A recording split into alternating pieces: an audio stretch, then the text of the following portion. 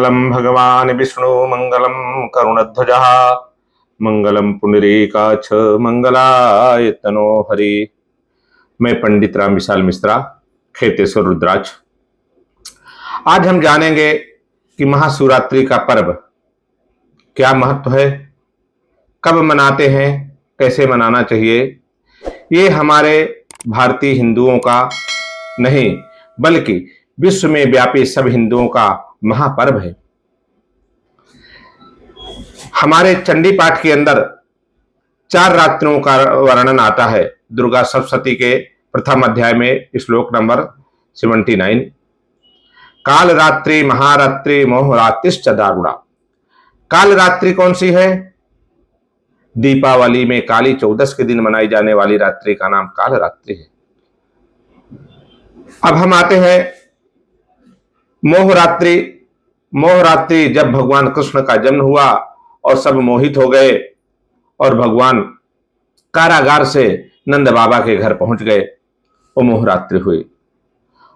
अब दारुण रात्रि किसको बोलते हैं? तो कहते हैं जिस समय होली जलाई जाती है, उसमें कोई पूजा का विशेष महत्व नहीं होता, उसको दारुण रात्रि कही जाती है।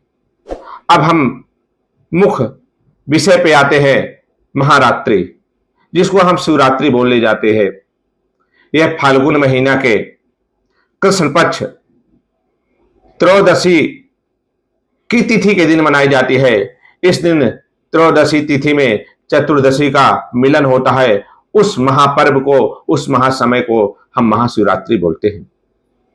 महाशिवरात्रि के दिन भगवान शिव जी और मां पार्वती का विवाह हुआ था, इसलिए एक दूसरी भाषा में कह सकते हैं कि हम भगवान का विवाह उत्सव मना रहे हैं। कहते हैं भगवान शिव जी का जब प्राकट हुआ था, वो दिन भी महाशिवरात्रि थी।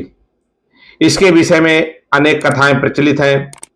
अब हम देखेंगे कि महाशिवरात्रि में भगवान की पूजा कैसे करनी चाहिए। सबसे पहले तो हमें उस दिन उपवास रखना चाहिए।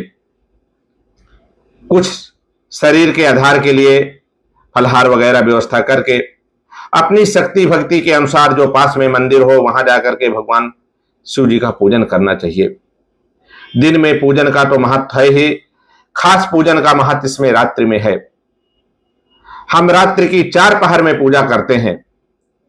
ऐसे तो यह 4 पहर सूर्यास्त के बाद प्रारंभ हो जाते हैं, लेकिन मंदिरों में दर्शन श्रृंगार आदि होने के कारण लगभग प्रायः सभी देश की सभी जगहों में जो पूजा होती है वह 9 बजे से प्रारंभ होती है। पहला जो प्रहर माना जाएगा वो 9 से 11, दूसरा प्रहर जो माना जाएगा 11 से 1, तीसरा 1 से 3 और चौथा 3 से 5। इस प्रकार महाशिवरात्रि पर्व की पूजा की जाती है। प्रथम पहर में भगवान को दूध से अभिषेक करना चाहिए और ईशानाय नमः इस मंत्र का जप करना चाहिए। अपने शक्ति भक्ति के अनुसार रुद्री पाठ, शिव महिमन पाठ आदि करें। दूसरे में भगवान दही से अभिषेक करना चाहिए। तीसरे प्रहर में घी से अभिषेक करना चाहिए और चौथे पहर में शहद से अभिषेक करना चाहिए। भगवान को बेलपत्र, धतूरा के फूल, भांग और जो आपको फूल वगैरह मिल जाएं वो सब अर्पण करने चाहिए। भगवान को बहुत प्रिय है। खास करके इसमें भांग और धतूरा तो भगवान को जरूर अर्पण करनी चाहिए। भगवान भक्ताओं की सब इच्छाओं को पूर्ण करते हैं। कहते हैं इस दिन शिव जी और पार्वती जी भेष बदल करके पृथ्वी में भ्रमण करते हैं।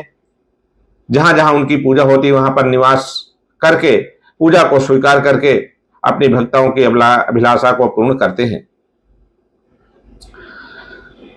ये जो इस 2024 में महाशिवरात्रि का जो पर्व पड़ रहा है 8 मार्च 2024 दिन शुक्रवार को पड़ रहा है।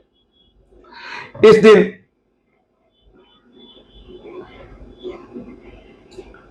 श्रवण नक्षत्र में शिवरात्रि का प्रवेश है और रात में धनिष्ठा नक्षत्र लग जाएगा।